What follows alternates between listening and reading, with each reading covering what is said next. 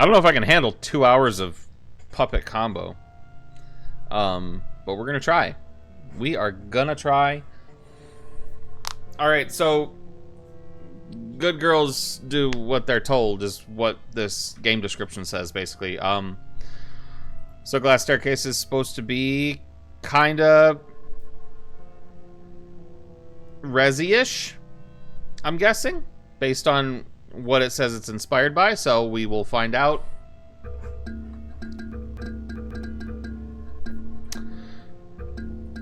Let's go.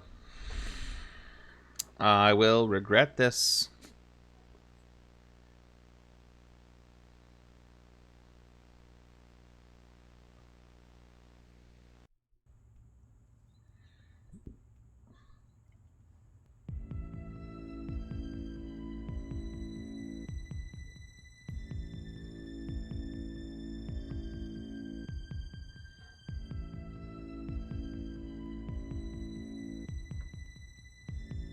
A glass staircase.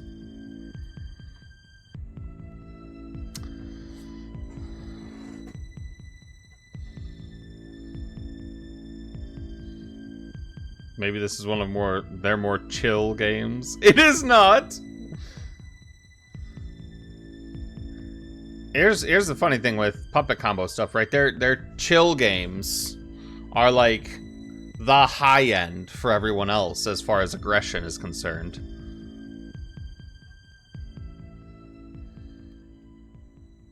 That's my point.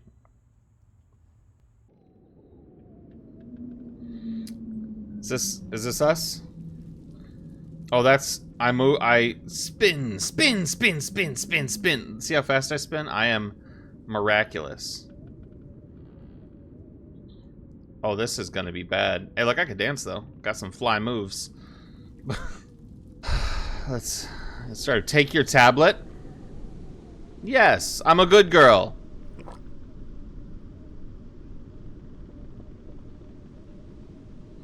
What's up? Are you a good girl? You shouldn't go. Is that it? That's all we got to say? Okay, fine. I guess we're not on good terms with her.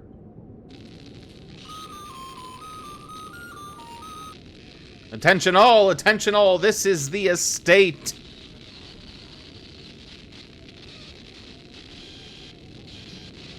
Helen, if you've already taken your tablet, please report to the dining hall. We've prepared a new task for you. The letter on the table will have further directions. Remember, good girls take their medicine. Good girls do their chores. Good girls go home. That is all, ladies.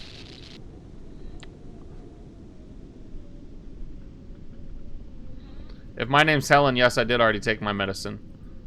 I hope I'm next. How about you? Do you hope you're next? They picked you, Helen. I can't wait to go home myself. This is a game about how we get to go home? Then why is it scary?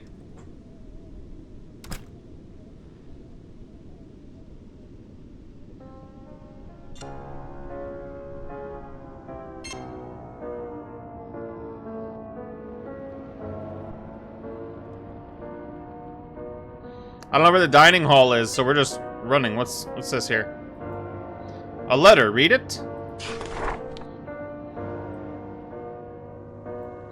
A letter addressed... Hang on. Work with me here. A letter addressed to a Martin M. Tatum. That sound you were hearing, the one at night in your dreams, that one that's been ringing in your head since our days in the trenches, it never went away, did it? Mine either. Martin, it's starting to make sense. There's been this heat. I felt all the way in Scottsdale. It's been burning in me for months, filling my head with dreams. Beautiful dreams. They've been telling me where to go. Sure, I was worried I was crazy, but I've met others along the way. We've all seen it, all felt it.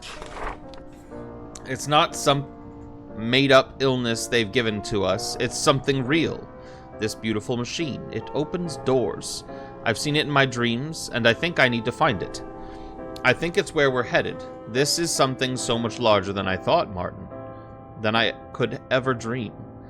If your dreams have been speaking to you as well, then you owe it to yourself. Come to the address marked on this envelope. It's some manor that I've seen the eyes open above.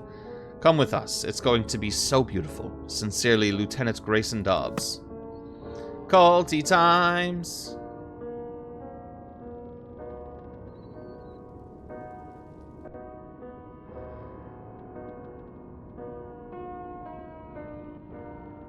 Oh, there's the stairs. The stairs were literally right outside the door, but I went the wrong way. That's fine. We got to read a letter.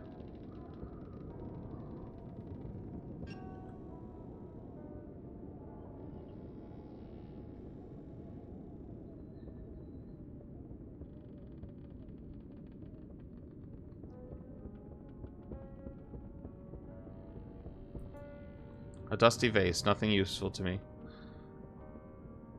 Between the mouse controls, like, I'm turning right and left and everything with my mouse, running with Waz. Between that and the fixed cameras, I'm gonna get myself wrecked.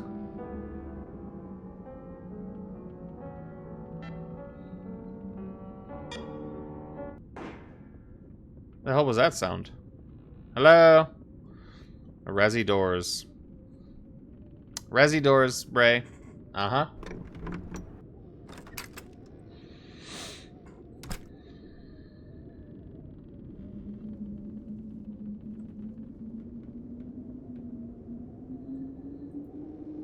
A journal, read it. November 11th, 1918. Edward at last returned home from the Great War. I give thanks to the Lord for his safe return from Germany. To think that just days before he was ripped from me to be a doctor in the war, we were married. He's returning to his job at Queen Mary's Hospital in London. What a dreadful drive it is back and forth, day in and day out, and with the epidemic that's been plaguing the countryside. Well, I worry for his health. God willing, he'll be all right as he helps these poor souls. No, February 27th, 1919. My husband hasn't been the same since he went back to work. For weeks he's been spending more time in the basement than the rest of the house. He doesn't even come to bed most nights. I sometimes find him asleep down there in his lab, asleep on his desk, and during the day no less. I asked him if he himself should visit hospital for a checkup, but he brushed it off, saying how he's a doctor and how he knows better than me. I can't help but fret, though. He barely touches the meals Maria makes him. He used to love her cooking, so very much. I fear she and the rest of the hired help are worried as well. March 4th, 1919. If the world is to know anything of me from this journal, let it be that I have always been an understanding wife.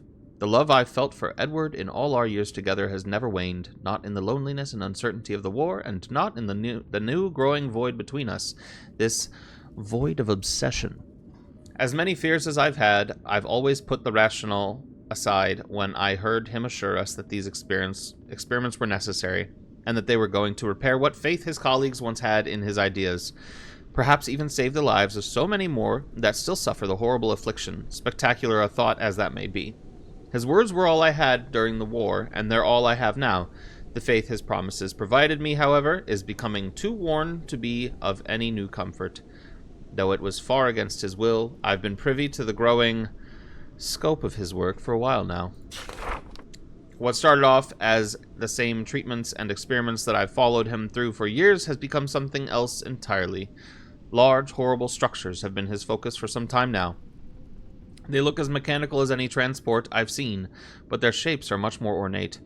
The iron that holds their frames has been carved so deliberately with hellish shapes, though they resemble something, I am beyond being able to describe exactly what. To call these metal shells sinister would be admitting I even understand what they are and what they're supposed to accomplish. This is far from any medicine that I've known him to practice, but he continues with his cold, affirming responses.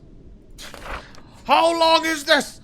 His distance only seems to widen from his work and from the sciences that he swears by, but I can only sit as idle as I can, swearing some hope that his plans are going as he says. It is hard to ignore the things I'm hearing in the night, the murmurs of the help as they come to me for some kind of assurance, expecting that I know my husband's actions half as well as a good wife should. I have nothing for them but the promises that he gives me. He's a doctor. He knows what he's doing. Nothing I say to them can be said in confidence anymore. I may be an understanding wife, but there are limits to even my understanding. No, do not read that again. Ever again. Okay, so... he's, been doing some bad juju in the basement. An old piano. Try to move it? Yeah, why not?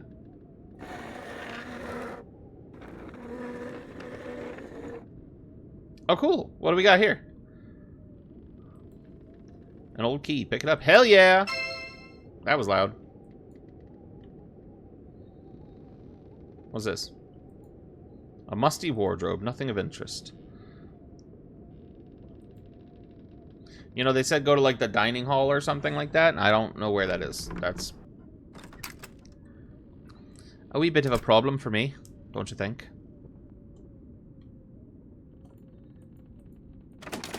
It's locked. It's locked. What's this? Oh, you've unlocked it. What did I unlock?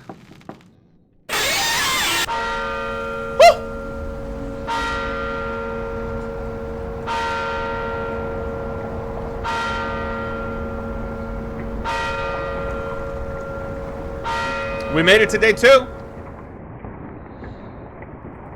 Take the fucking tablet. Sup, fam? What's up, Rainy? How you doing? Welcome in. 5 stream streak. Thank you so much for always being here. You made it just in time for me to shit myself. Attention all, attention all. This is the estate.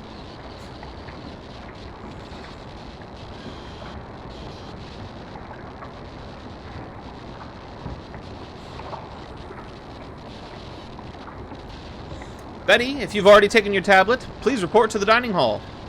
We've prepared a new task for you. The letter on the table will have further directions. Remember, good girls take the medicine. Good girls do their chores. Good girls go home. That is all, ladies.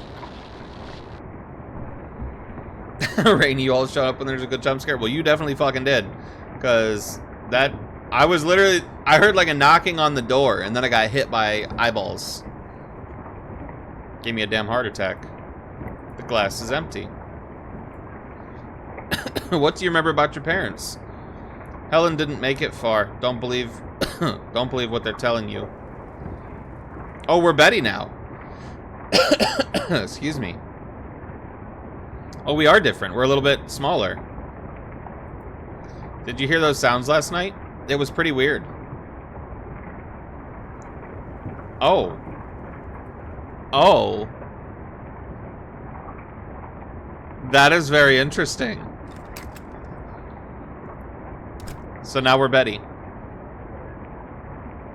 Let's do a lap around the upstairs like we did with Helen.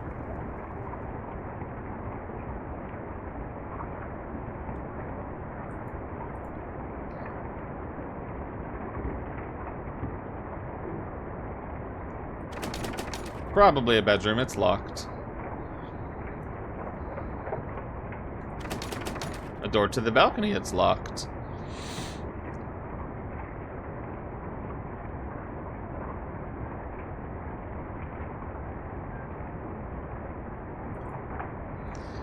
Take your medicine, Betty. Sounds like Jack Torrance runs this place. Take your medicine! Yep. Come here, you young pup!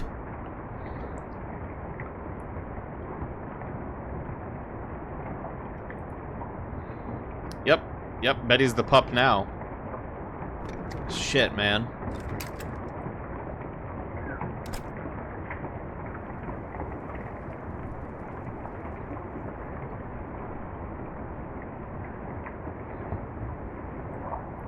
Ooh, Equilibrium, Aki. That's a good one. That's a good one. I haven't seen that in years. A letter. Read it. Betty, early this morning, a package arrived for you from an unconfirmed courier. The manor cannot be expected to assume responsibility for such a delivery, but, as a courtesy, we are informing you to retrieve it. Please do this immediately, lest something happen to your delivery. That would be a terrible shame, especially if it were from your mother.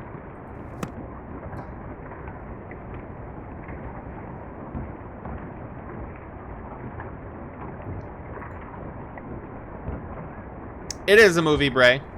Welcome. Welcome. Welcome. Dove, thank you for the sub, my friend. Thank you for the 4 months. Don't know how you tolerated me for 4 months, but thanks for that. It's almost crazy. I mean, it is crazy. It's not almost crazy. There's nothing almost about it. How's your day going, Dove?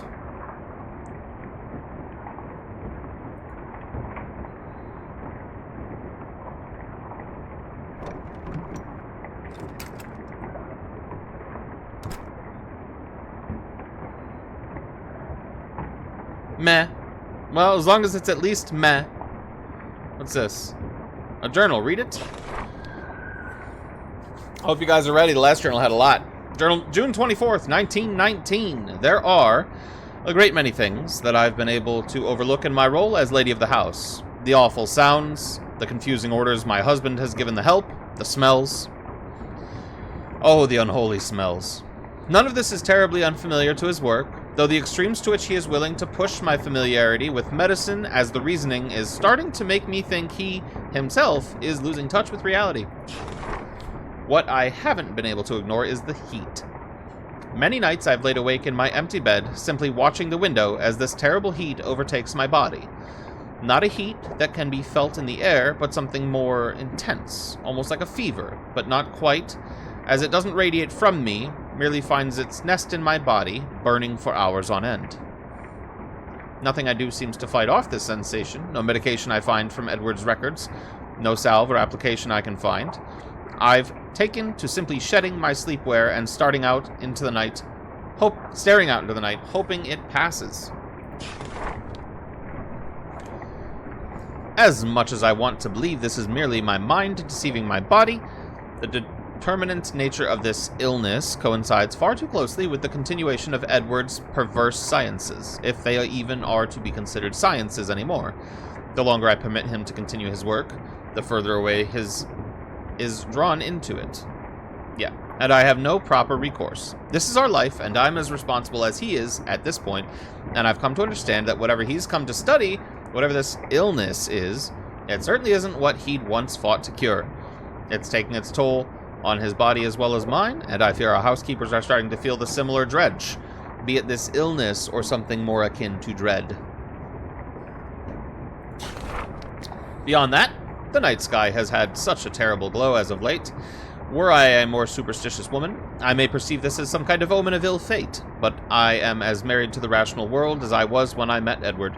Still, a greater part of me wishes he were here during these horrid nights. He used to be able to comfort me. We would be able to see this terrible glow and talk it away as something beautiful. Maybe that beauty is gone. Maybe my husband is gone. What happened? In my chair with my slippers on at last. As nature intended, beast, absolutely. I am glad to hear that you have found your comfort. Came from that side. No. This way.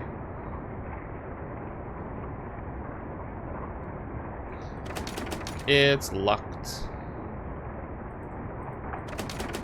It's also locked. Alright, this is the door. This is the door.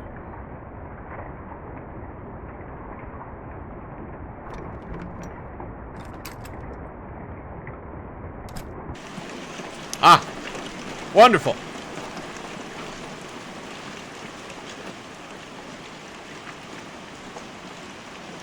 Where?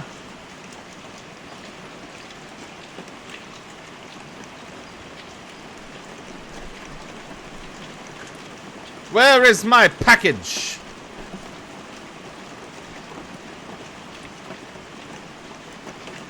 Okay, I guess we're going down.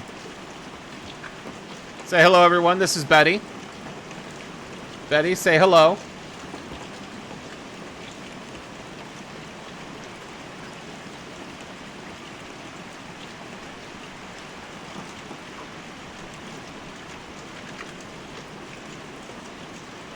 We need a slips for life emote. Yeah, we do. Sup, Betty? Bye, Betty.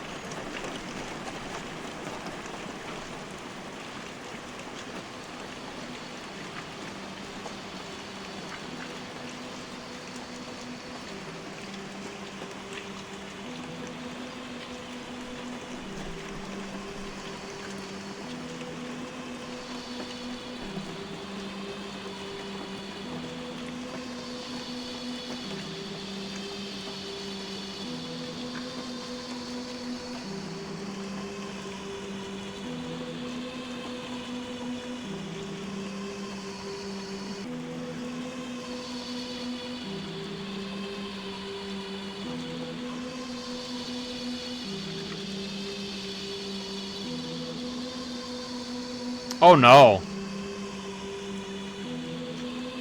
Goodbye, Betty is right. Paging Rainy. What's up, Papillon? How we doing?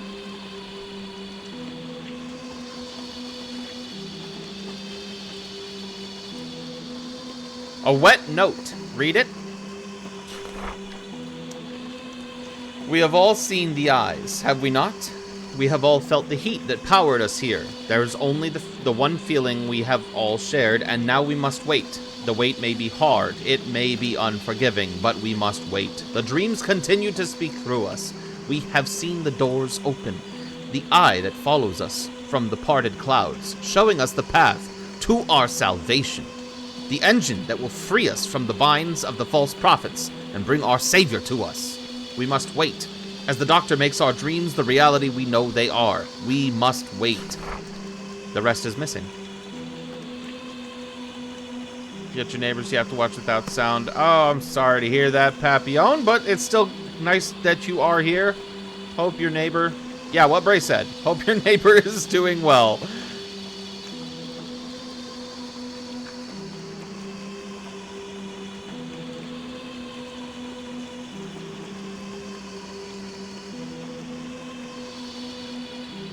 Okay, looks like we're going that way.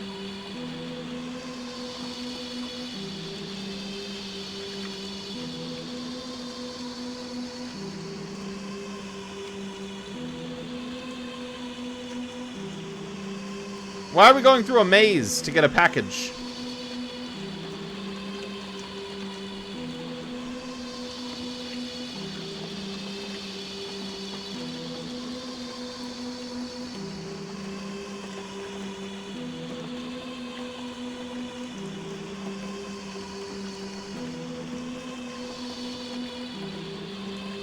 She should just run away at this point. I agree with you, Bray. Hold up. I just made it back? God damn it!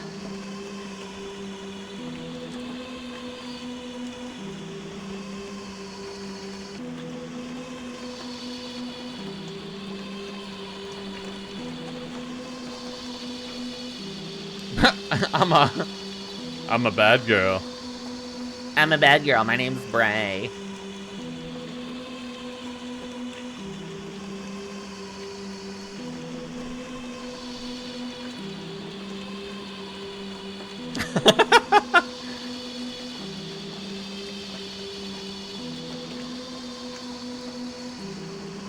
What happens if I go this way then?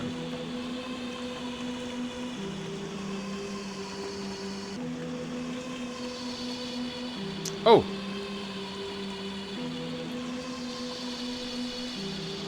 It's a package. Carry it back inside. Yeah, it might be from my mama. I don't like that the music stopped.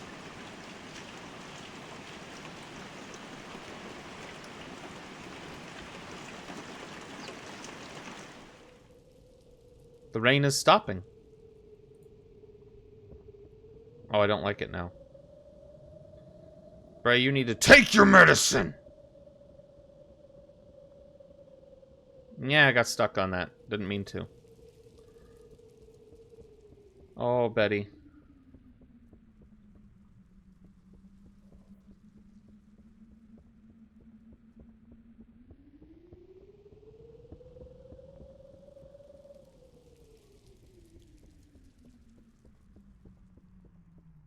I do believe I'm going to get you killed, Betty.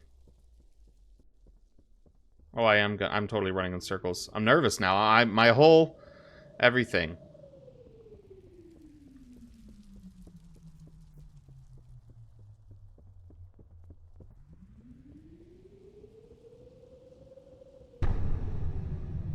What? Why are we making that noise? Don't make that noise. Stop making that noise right now. Oh, what? Wasn't this an opening?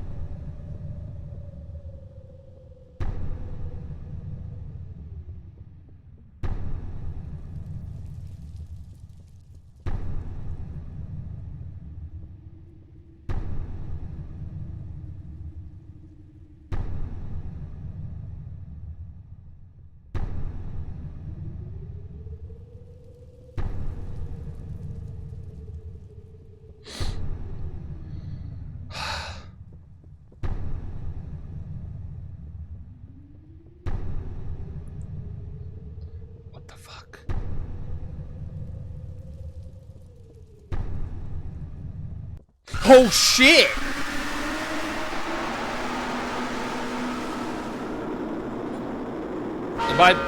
Goodbye, Betty.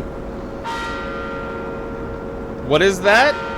Something with a goddamn, like, arm for a sword. Some sort of mutated shit, Bray. Holy fuck. Alright, who are we now?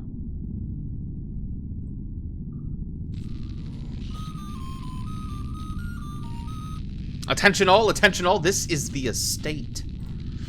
Dorothy, if you've already taken your tablet, please report to the dining hall. We've prepared a new task for you. The letter on the table will have further instructions. Remember, good girls take their medicine, Bray. Good girls do their chores, Bray.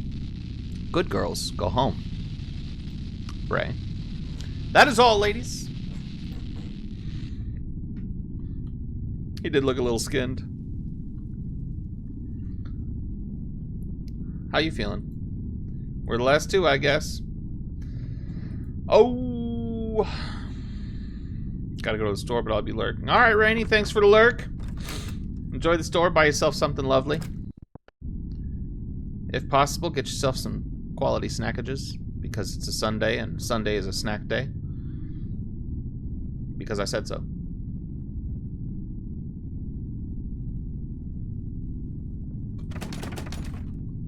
I'm checking all the doors every time now, you know? Just, we gotta make sure. The bedroom is locked. Balcony is locked. I'd like to lock out the big mutated sword arm man that was outside. I'd like to keep him locked.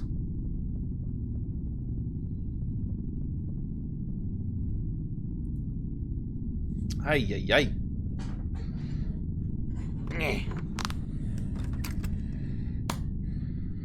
Whew.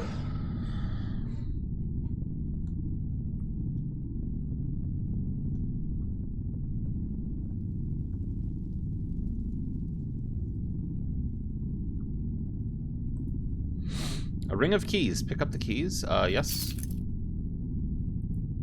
A letter. Dorothy, we have begun entering the later year, and as such, our daylight hours are getting shorter. We'll be entrusting you to light all the manor's candles before nightfall, as well as snuffing them out in the morning. This is a large responsibility, but we trust that you are more than capable of it. We all must do our part here. You're such a responsible young lady, Dorothy. Surely your family will be glad to have you home. What the fuck was that? Okay, we're not in Kansas anymore. No. No, we are not.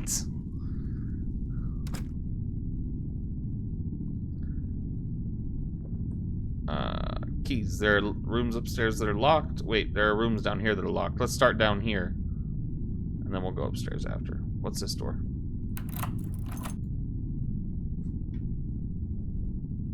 Oh, Dorothy, Dorothy, Dorothy.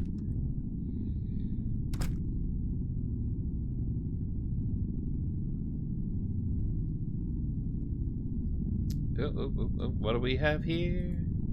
A box of matches. Will you take it? Hell yeah!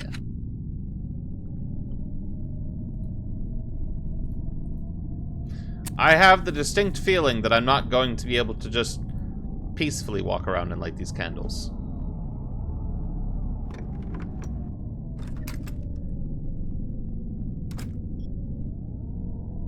What the hell's that? A wet box. The contents have been removed.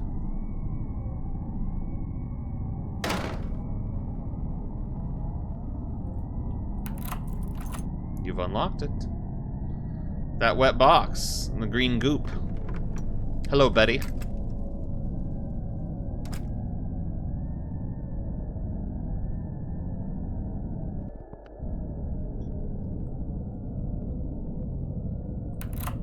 The audio here is very unsettling.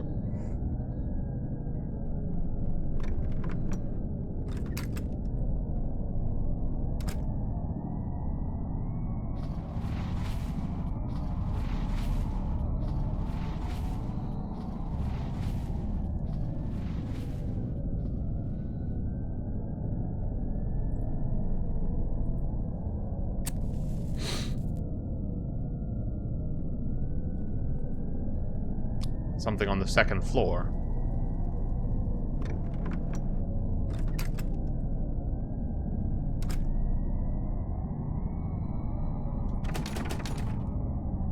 Apparently I don't have the key for that one.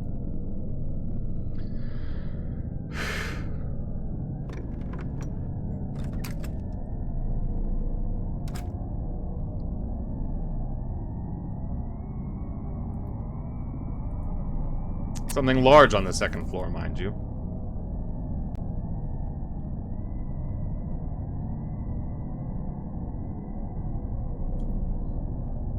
We're in trouble. When we go back up there, it's gonna be a bad time.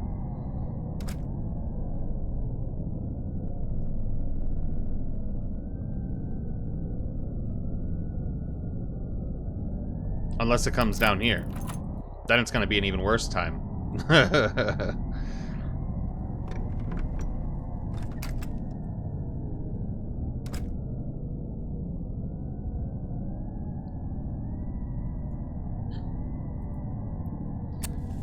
Bathroom? Quite bright. What's this? A wet note. Read it. And the Lord saith unto me, Go out into the masses and preach my word, for the kingdom of heaven is but a lie. Indeed, 'tis a lie. A lie! The God of our forefathers is dead, and in his place we will awaken our new Lord, our better Lord. From below we will arise. Arise and take the smoldering world of man. My brothers and sisters, our salvation lies in Dr. Edward Sullivan, prophet of the new word, for our lives do we owe to him. Great! Fan-fucking-tastic.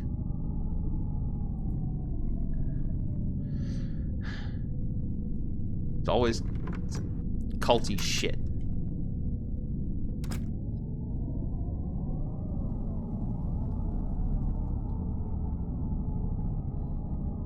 Not that kind of cult, Bray. Cult of the Otter's a cult of otters. You know? What's an otter gonna do to you? Don't sass me, Bray. Cult of the Otter knows better.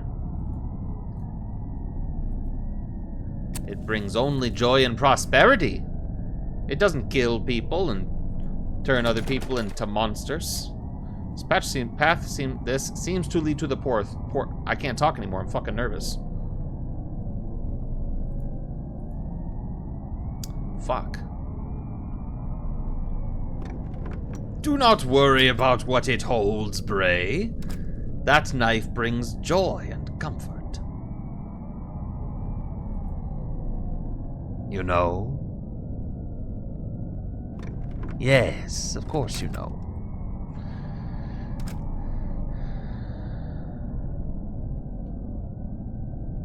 I sound like the passages in the game. Then I'm playing the part well. I don't want to get got, but it's gonna happen.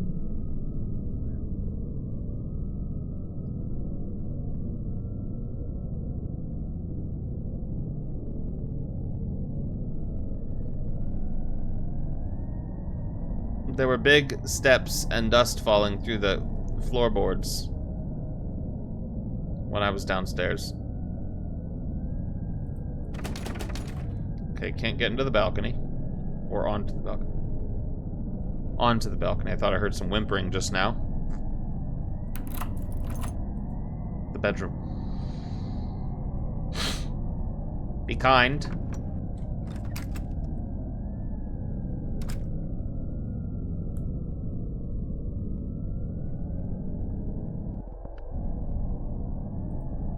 A journal. Read it.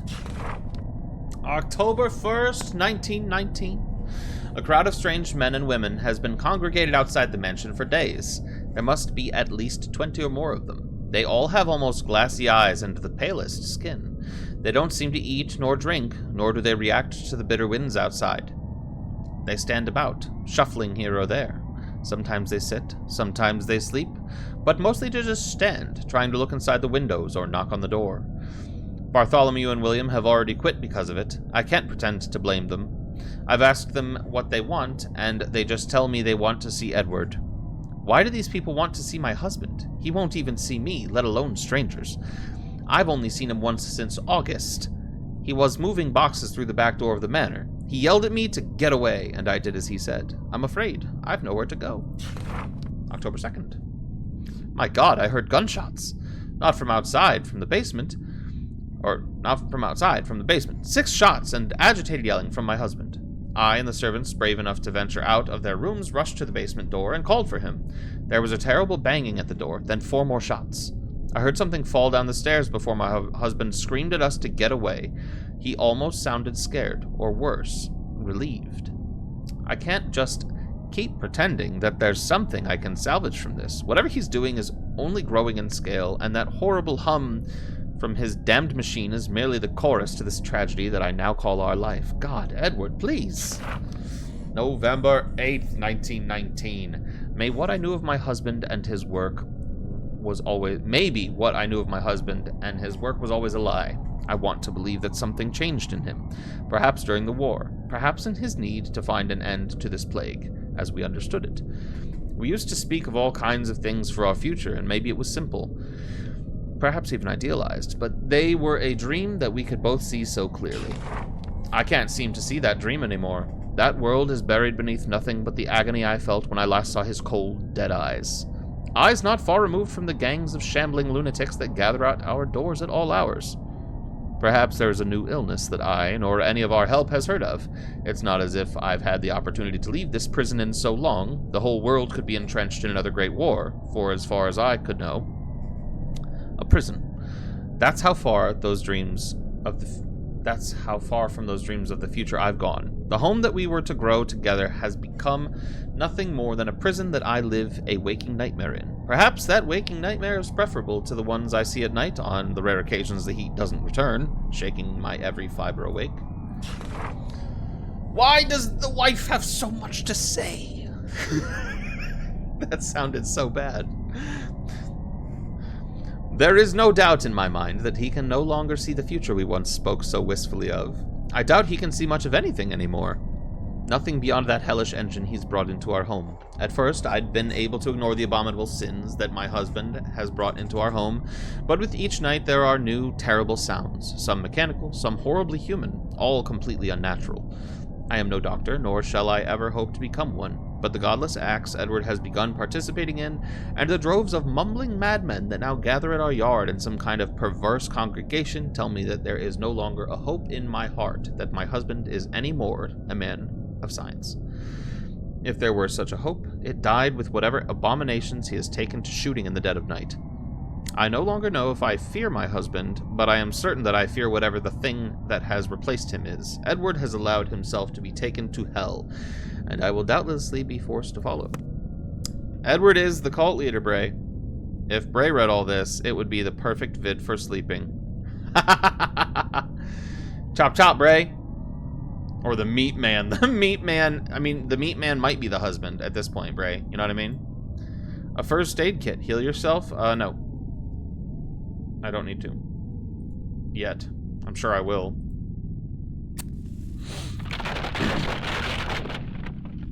The fuck was that sound? Is there something over here? Hello? Hello?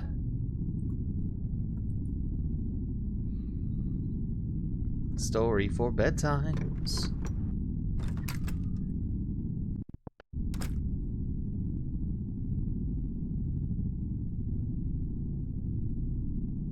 There's like a big crackling.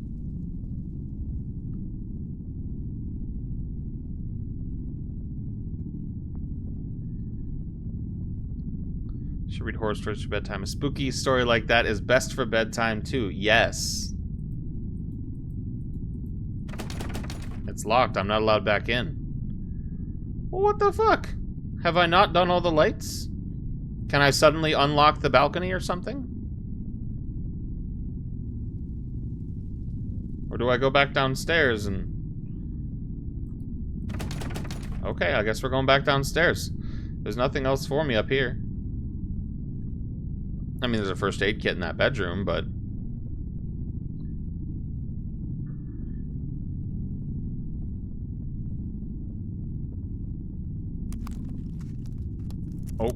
Oh.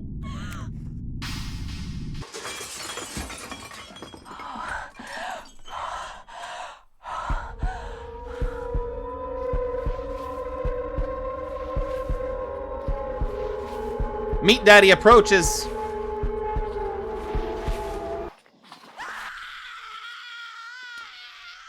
Day 4. What is happening, Bray? What is happening is Dorothy got killed. Yeah, by Dorothy. We were running down the stairs. There's some shaky business. Chandelier fell on us, and Meat Daddy came over and took us out. Was that the famous Meat Man? Yes, the one that we now refer to as Meat Man. I'm going to start calling him Meat Daddy and see if I can make anyone uncomfortable.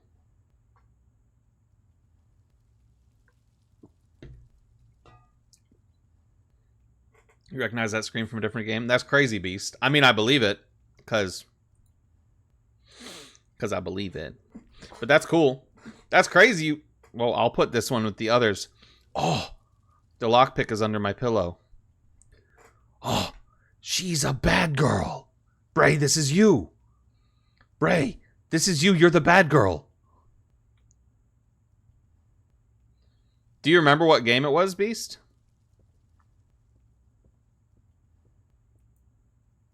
Take the lockpick.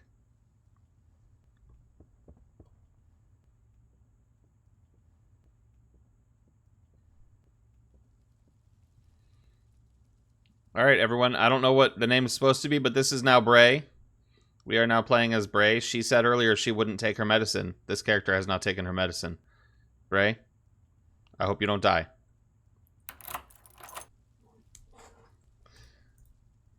It was from the cat lady. The cat lady.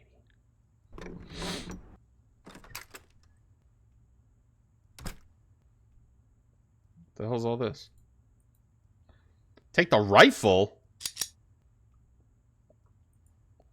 A letter, read it. I left the rifle like we talked about. You have to kill it tonight. The door to the laboratory is under the porch. What? What?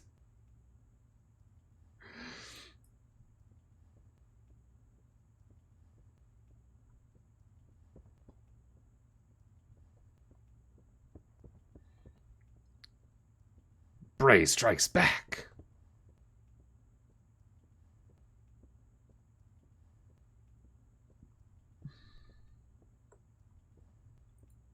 The chandelier has fallen.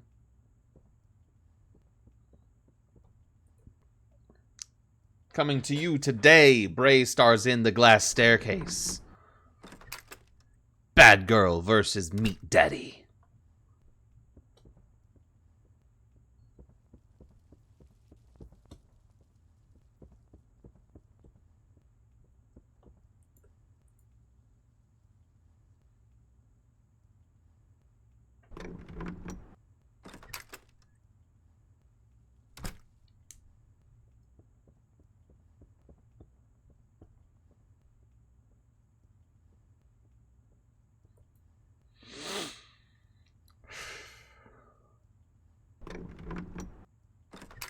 Let's see how many times I get you killed, Bray.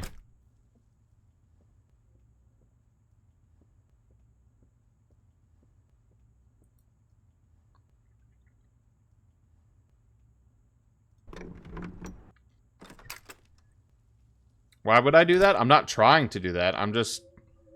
Would you really trust me not to?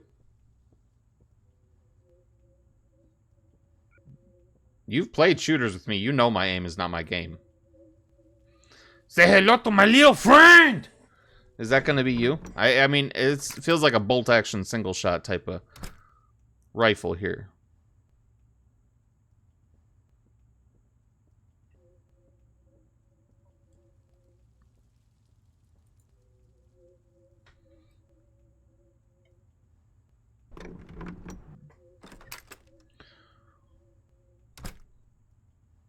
Oh, that's not a room I'm trying to be in right now.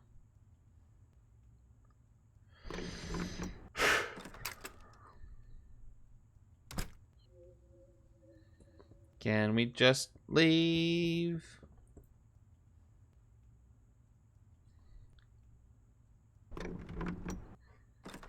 Far, far away we go.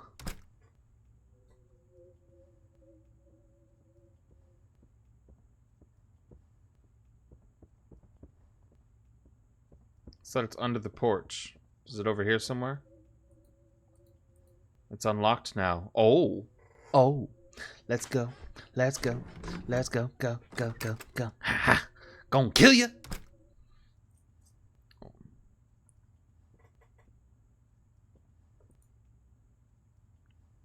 We are in the dungeon now. Ooh, nice. Nice door sounds.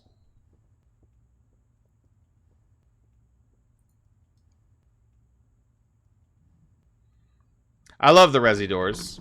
They make me happy.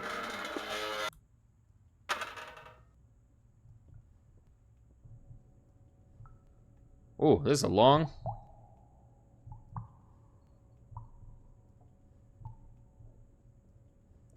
Note that I'm not running. I don't know when something might pop up, and I'm unnervous.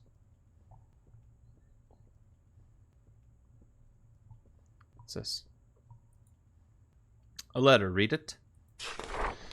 July 24th, 1922. My suspicions were not only confirmed, but completely validated by my final discovery last night. The zealots were less than happy to come to realize my line of questioning hadn't ceased even after several more months of my experiments. The hierarchs took to keeping me as content with research material as possible, hopefully to keep me stimulated. Perhaps too much so to ask my questions while the radiant heat from the engine slowly cooked away my mind and warped my body. It's quite unfortunate for them that these walls are my walls, and that I know where to get anywhere I need to in this manner. This is what led me to finally listening in on one of their perverse sermons. The things these madmen ramble on about would give a man pause, but hardly make him listen far beyond that. I've been far too close to these happening for far too long to not listen, though. Listen and understand.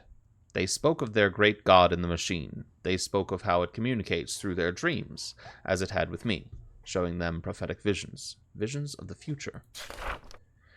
They speak of the day the machine has finally fed the blood of the last innocent. They speak of the blood-red sky opening to their lords, the convergence of the two worlds, the legions of our fallen that will return to herald in the reconnection of the true world to our own, and the slaughter that will fill every city of man, and that their own bodies will begin ascending in their holy vessels.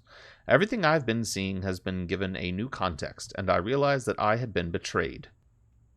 Every single thing the entity had told me had been a means to complete the bridge, Cain's terrible staircase to his gods. Were I a weaker man, perhaps my mind would have been so gone as to this news meaning nothing to me, but the truth is before my eyes. I will bring the devil to this world if I allow the machine to continue running. The more blood I spill, the closer I get to ending it for all of us. Oh, he kind of figured some shit out. The maniacs seem to have yet to. That's a weird piece in that sentence. My brain. Conk, conk, conk, conk. The maniacs seem to have yet to notice how suspicious I've become, which will work to my advantage. It will take no time to disable the devices that power this hellish engine, and hopefully the device even less time to destroy it. My body may be changing the same as all the others, but my strength is far from gone. If I can truly dismantle the device, then I may have some chance at salvation. This will take some time, but if I am left to my devices as I have been, then I will have the time to tie up the loose ends that may be left in this research and plan for safe passage of my darling Juliet. Oh God, Juliet, my wife! How I have betrayed her. If she still even resides in this hellhole I have created for us, then I must tell her the truth, seek some kind of forgiveness. Though my acts may have been as evil as any lunatic's, let it never be said that I stopped loving my Juliet. I will save her from this future. I will end this all myself. I just need enough time to put this in motion. Please wait for me, my love. Let me be the man you know I am. To the care of Dr. K.H. Hauser. Sir, it's too late. You went too far.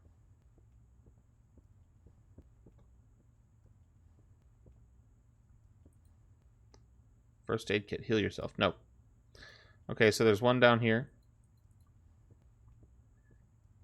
There's one down here. There's one in that bedroom back in the manor.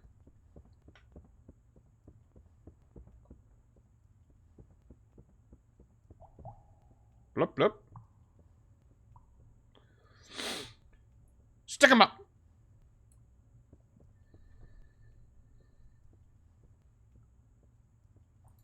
place is too big, and I'm too nervous. Mistakes are gonna be made.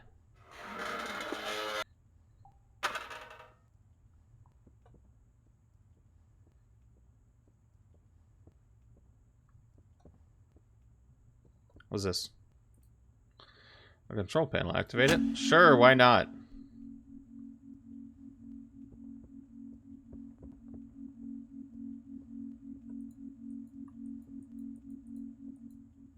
A letter. Read it. Oh, boy. You guys are just getting story time with Kay today.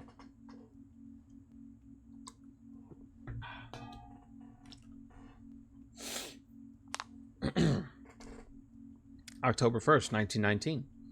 Months of trials, months of failures, months of that infernal voice pushing itself deeper and deeper into my brain. With each failed test, the being seems to grow more and more impatient, not being able to figure out how to communicate its help to me, wanting a chance to get its hand on something uniquely corporeal. The long-dried and mangled corpses of my ancestors produced very little in the way of true results. The bodies attempting to move, moaning, cracking. At first I thought the enfeebled material was the reason why the being could not occupy them for very long. But as we moved further into the more presently dead, the results did not seem any more promising. It can't seem to focus on any one corpse long enough to keep a sustained connection, much less apply anything that resembles communication skills. And before too long, it's as if the body simply loses connection, trying to scream in agony before its flesh, or lack thereof, folds down into another broken pile. That's kind of nasty. In my desperation, I even turned to Cousin Garrett. Everything about the boy looked withered by all the time in this dark decay. There was a moment that I couldn't even see the surgical scars that I'd left him with. It was almost cathartic in a way. That catharsis was truly ruined, however, when I brought him within range of the machine. Like all the others, it took mere moments before he started moving. Unlike the others, he refused to stop moving. Garrett's convulsions slowed after mere moments before he began to rise.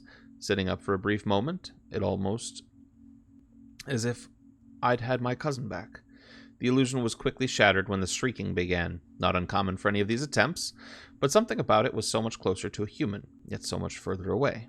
Then, to all my surprise, the creature that was Garrett began shambling upward, moving towards the stairs. I was as excited as I was terrified. There was something here that I had not expected, something much more. In my disbelief, I had ignored his movement ever closer to the exit of the basement. Soon he was pulling at the door, attempting to find his way to the world above. I didn't know what to do, as he began to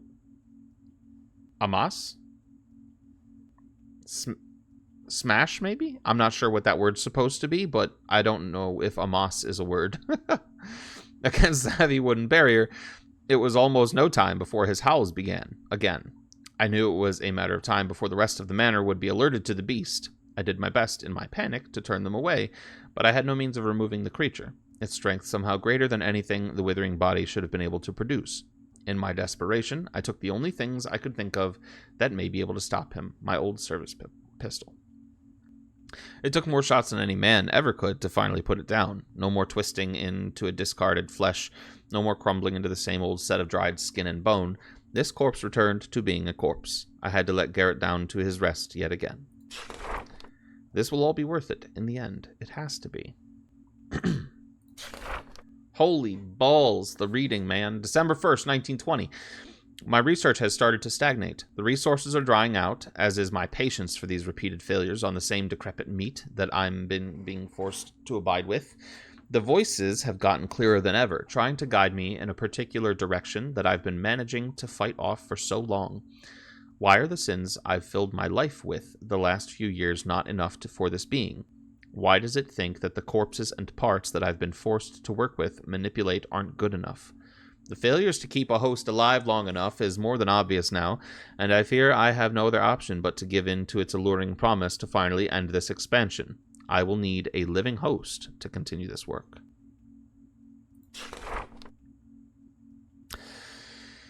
Bray, all the lore. Perhaps at one point this may have shocked me to the point that I would leave this mad search behind. But perhaps it knew that and kept this knowledge from me just long enough to hope my drive would get me past such a mortal hard block.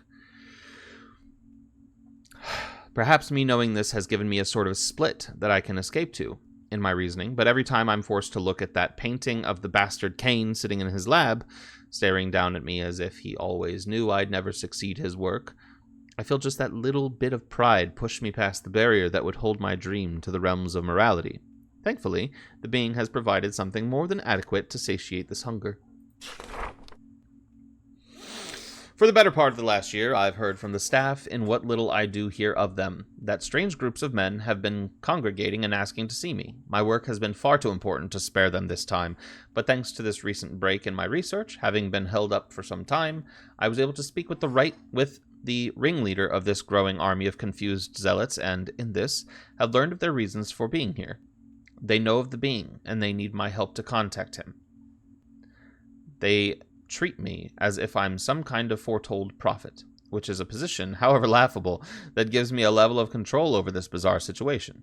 When I suggested what I may need to the head zealot, he seemed almost pleased to offer me exactly what I was asking for, a short, steady supply of living subjects to continue to use as catalysts for the research. What happened? Oh, Beast, you've decided on a voice redeem. This is the perfect fucking game for one because all I'm doing is reading. What do you got in mind, Beast? What are you thinking?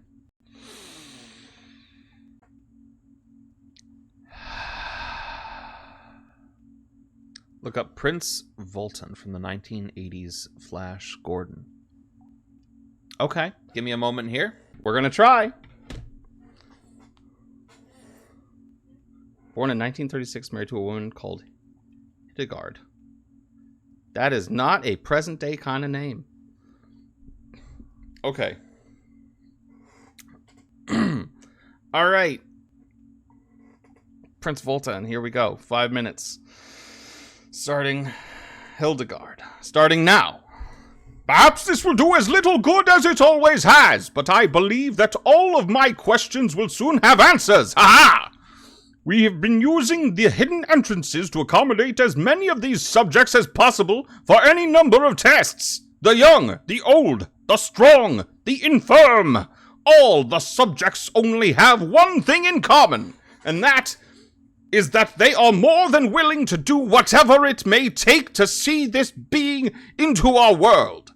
I can't be certain how much of the being's words I can actually take to heart, but I know that this may be all I have left for my research. Perhaps the answer I finally seek is within grasp. So much energy! This man had powerful lungs!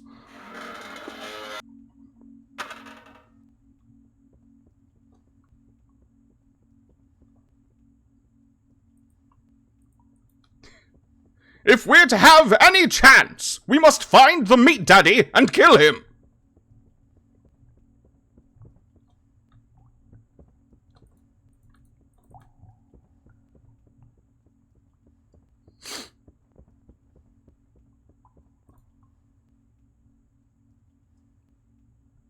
Ray, the reading got more serious because Prince Volton is a serious man. What the fuck? I didn't mean...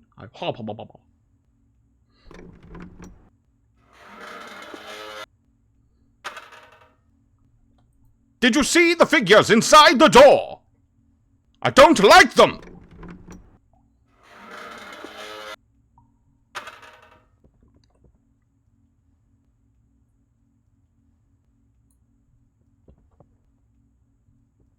Bodies everywhere! Where is Betty?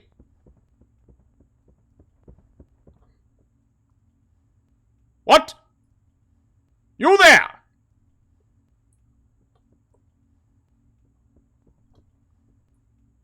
Why are you naked?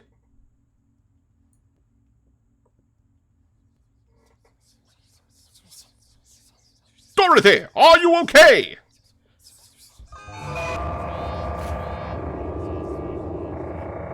What the hell, Dorothy? Put your tits away, woman!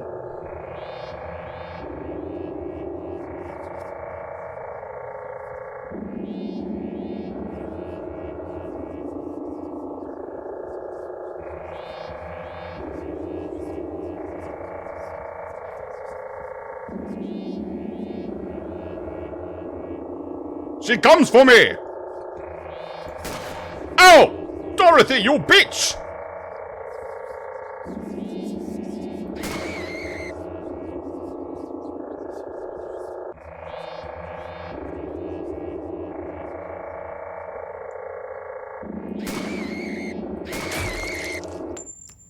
Take that, you filthy naked whore! Dorothy was a bad girl. She dropped a key, pick it up. Yes! Ha ha ha! Put some clothes on.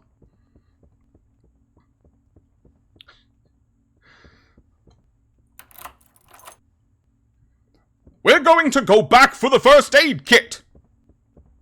I was shanked multiple times by that bitch.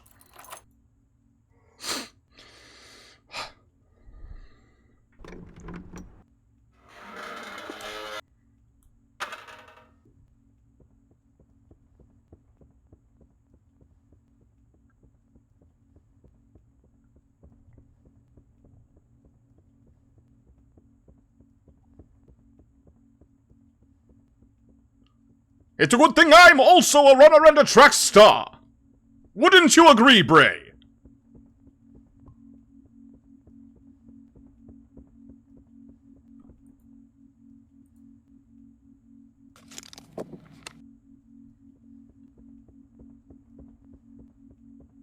Wonderful. Whilst I be covered in blood, I no longer hurt.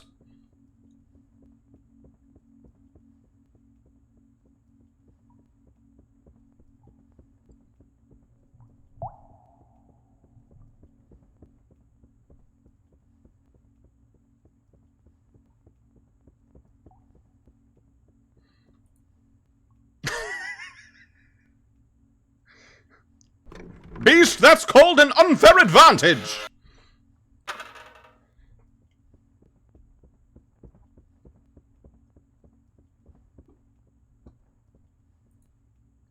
Bray, I would get banned from Twitch if I tried that right now.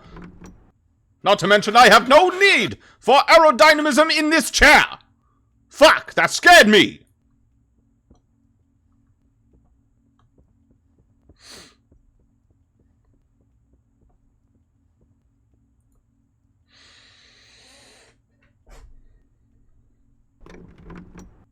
A valid question, Beast. Yes, you may keep your slippers on. I would encourage it.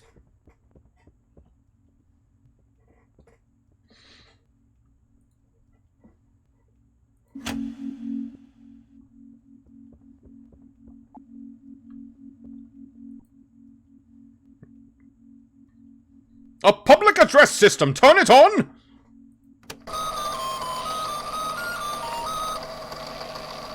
Attention all! This is the estate. Francis, if you've already taken your tablet, please report to the dining hall. We prepared a new task for you. The letter on the table will have further directions. Remember, good girls take their medicine, good girls do their chores, good girls go home. Thank us all, ladies. Why did it go so fast? We hit like the 5 minutes, but I wanted to spit that out. It seems as if the tapes go on like this endlessly.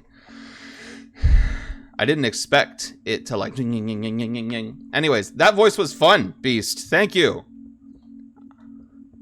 Really, takes... No soup for you, Aki! Takes energy on that one, but that's good. So what did I miss? Naked means naked, no slippers. Damn it, Aki. But I like slippers too. How am I supposed to live my life with no slippers?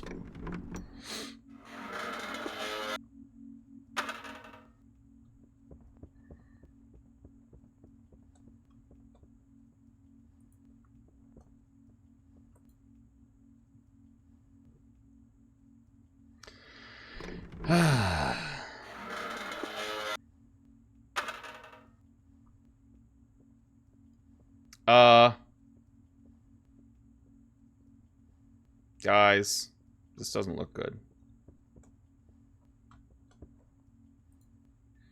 A first aid kit. Heal yourself? No, not right now. Doing fine at the moment. Had to put down my girl Dorothy, though. A letter. Read it. Throttle, what's up? We can't just leave. We can't just leave.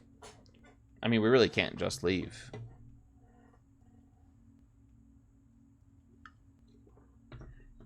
Oh, sour. May 3rd, 1921. The research has progressed at a rapid pace. There is no shortage of work to be done, and no shortage of volunteers.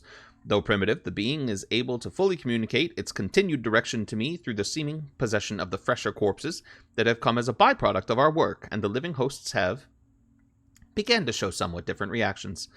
Symptoms similar to mine from when I had originally begun my work are common in nearly every one of them, but the longer their direct exposure to the pylons and the energy is, the more detached they seem to become. Mentally, their reactions seem sharper, but cognitive function seems to dumb down to a much simpler, more passive series of reactions. They have no problem identifying orders, motions of actual threats, but they frequently seem to forget the answers to questions that they knew just days ago. Some of them, when held to the effects for even longer, begin displaying signs of violent mania, often lashing out and attacking other subjects, or, often to their misfortune, me. I do not like wasting any life, much less the life of a subject, but once this mania takes hold, there hasn't been any observable way to bring them back to any kind of lucidity, and certain adjustments must be made to ensure the safety of the others. Troubling as these effects to their mental faculties are, the symptoms themselves are getting far worse in other regards. The longer a living subject is exposed to the radiating energy of the pylons, the more their physical attributes begin to reflect this strain.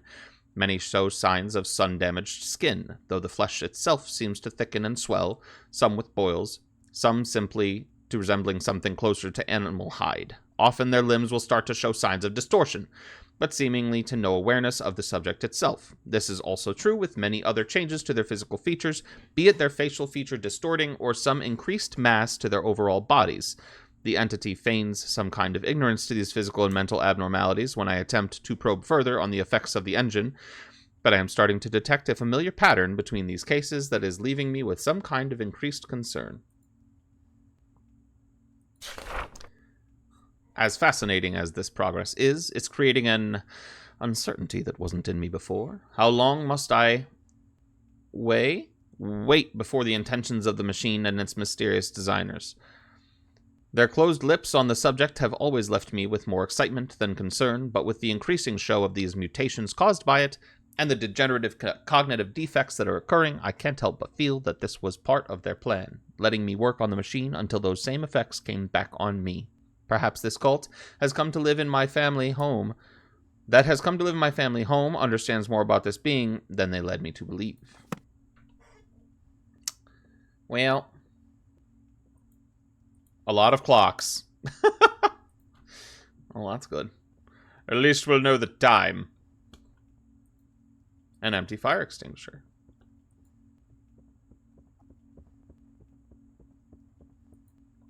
A large coil conductor.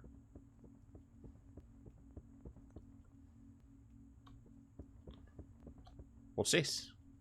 A control panel. Turn on the machine. Nothing happened. Oh, there must be another.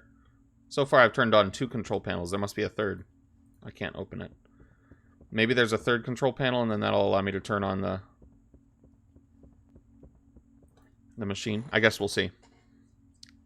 I guess we will have ourselves a bit of a find out.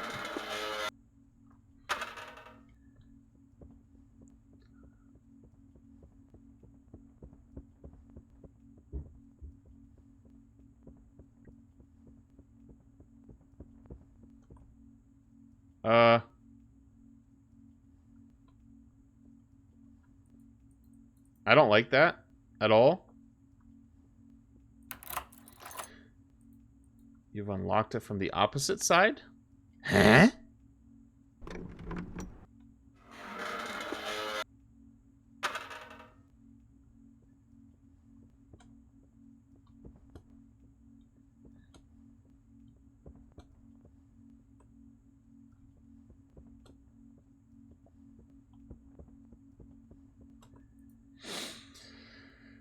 Oh, man.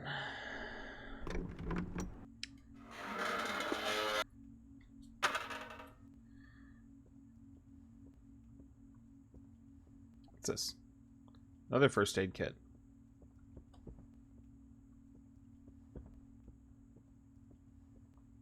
Oh. Hello everyone. How are we today? Hope you're enjoying the hangout. Haha. The blood on her dress is kind of pretty bright. That is her blood. So Beast, are we getting double marbles today? Maybe. Maybe, who knows? Who knows?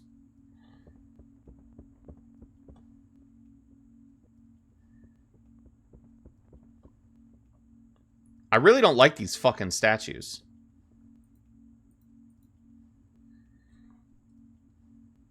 It's a possibility, Beast. I'm not gonna rule it out.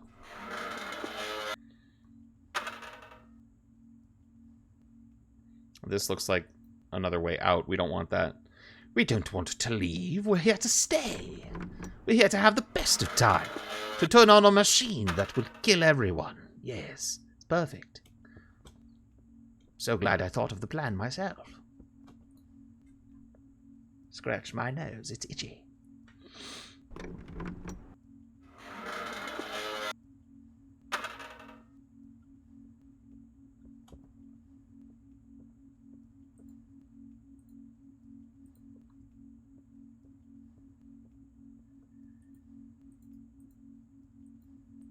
I'm trying to look at the panel next to it. Fine. I'll just walk away. What's this? More lore. Holy lore. November 23rd, 1918.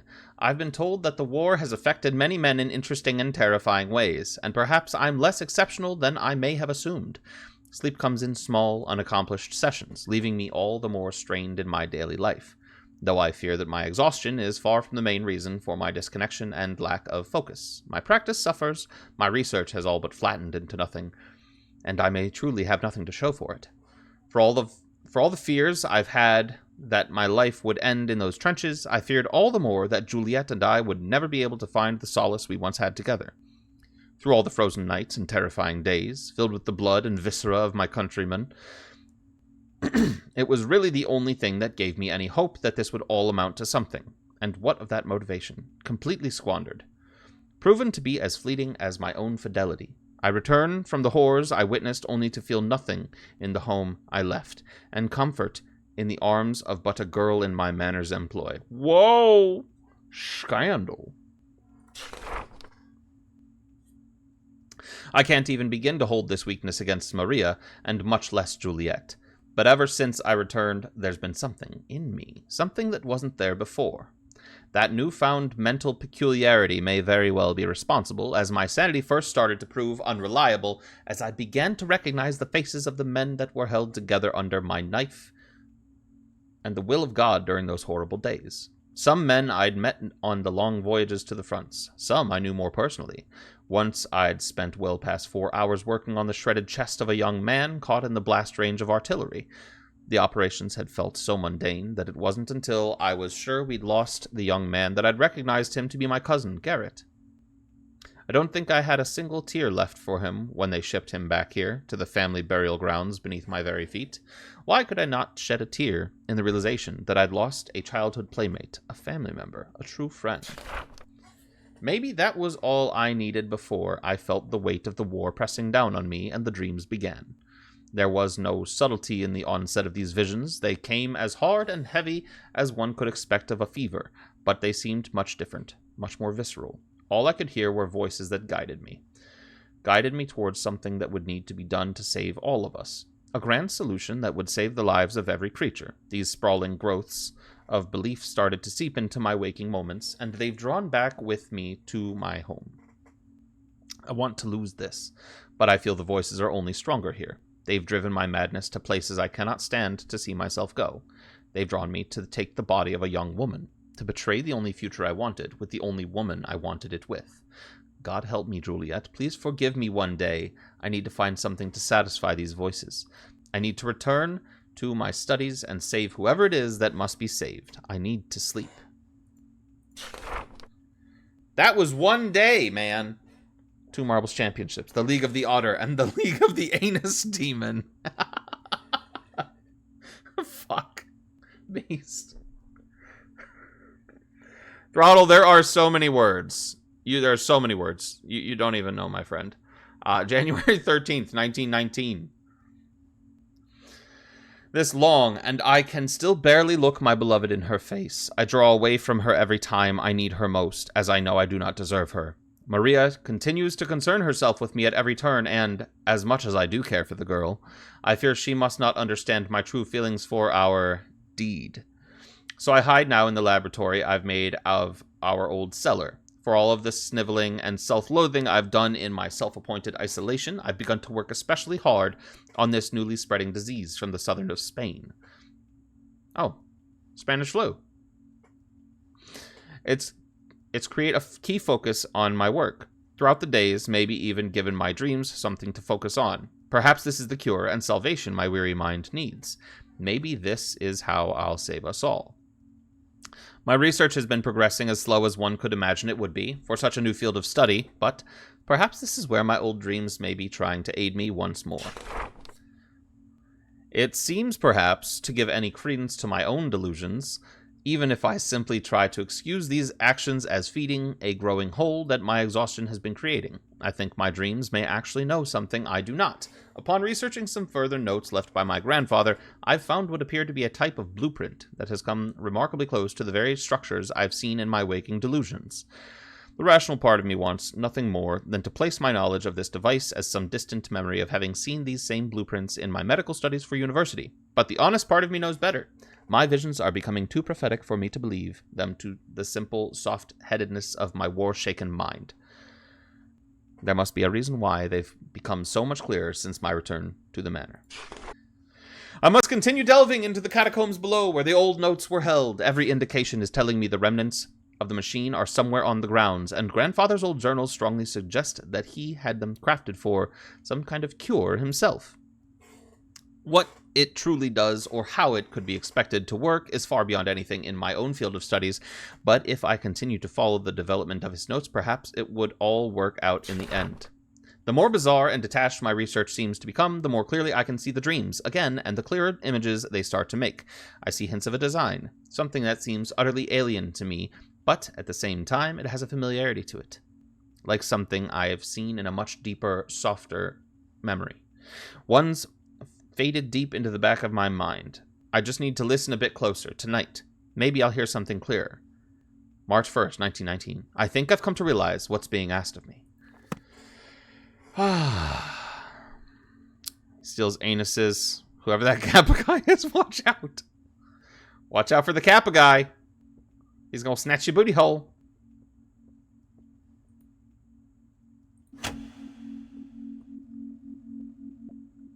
What's this green one? A shelf with hands and other body parts. Beautiful. Something is coming.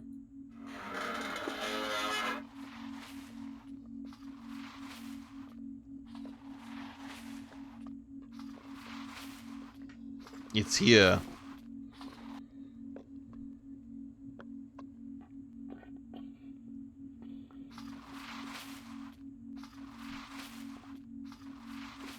Walk away, homeboy.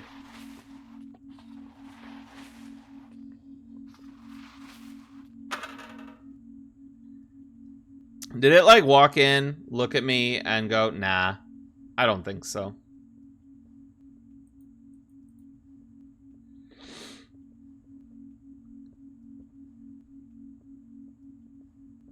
Like that the streams are naturally developing their own lore. I do think it's fun, Beast. It is fun.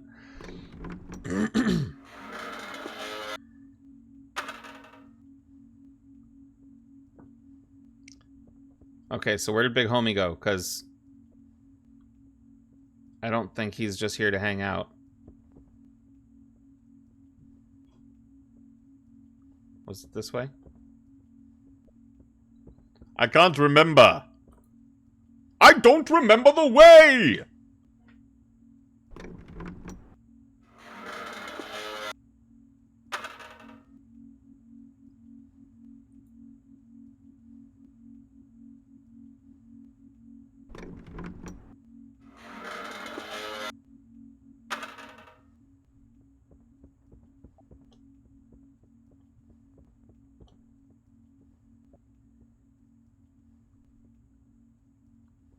There's so much, like, reading time in between, I forget what I was doing and where I was.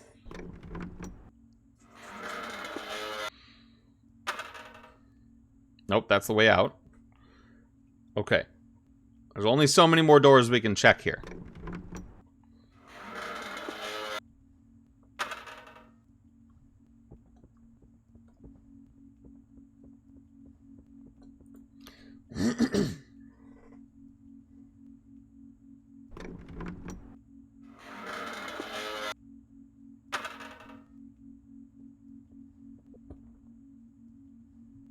Huh?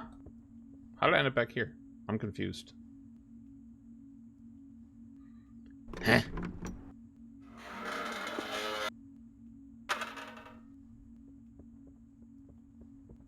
Did I spin myself around? I did.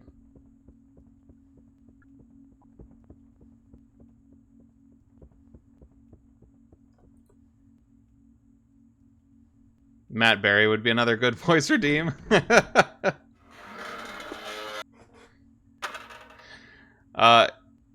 He would be a fun one. I would just have to listen to him for a minute to refresh my memory. Because I've seen him in a couple different things.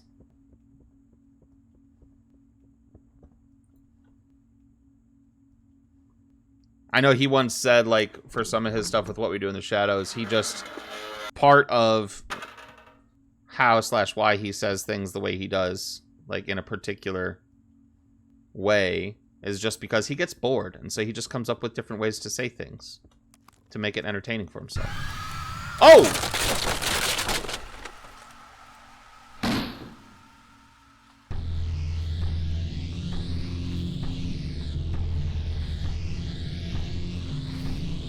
Listen, big boy. Oh, shit!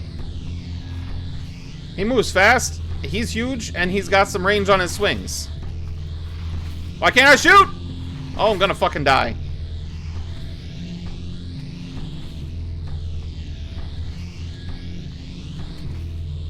Oh my god. The reloading takes way too long.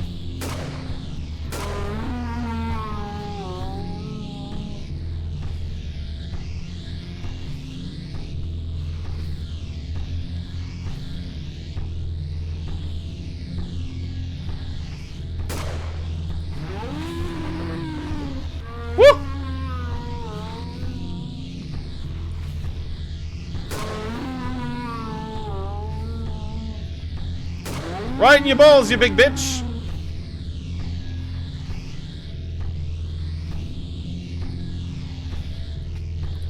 Fuck! Gotta run away and reload. Run, run, run, run, run, run, run, run, run. Reload faster, damn it!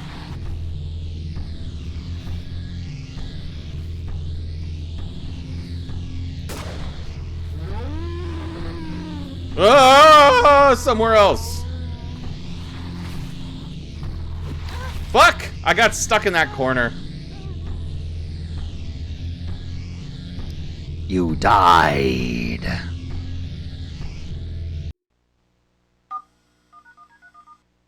Please just put me back in that room. Glass Staircase. This video game is a genuine first-generation copy produced on behalf of and with the approval of Vague Scenario LLC. Thanks, Spray. Do not tell me... What?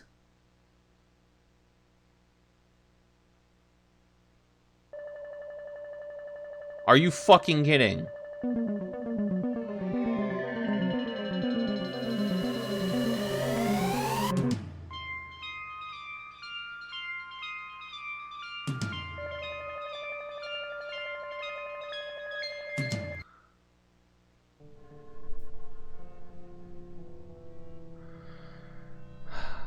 I'm gonna hit continue and just see where it puts me.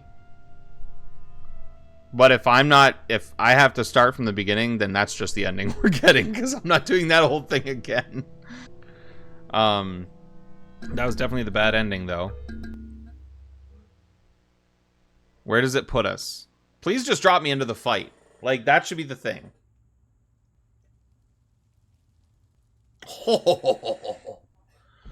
Okay. So that was a glass staircase. Margaret, status, fine. That was the glass staircase. I am not doing that all again. That's insane. That's fucking... Oh, that's aggravating. Because it was just because I got stuck. And I was trying to move, and... Skill issue, I know. Before anyone feels the need to tell me, I'm well aware that it's a skill issue. You missed it, do it again. Not excuses. I said it was a skill issue, Aki. I messed up. I didn't say the game messed up. These controls are stupid, even though I do think the controls are kind of stupid. I didn't blame anyone but myself. No excuses. Just admissions of failure. Ah. Well, that sucks. I like the game, though. A little heavy on the lore. A little lot of reading. Not that that makes a whole lot of sense when I say it that way. But there was a lot of reading that happened.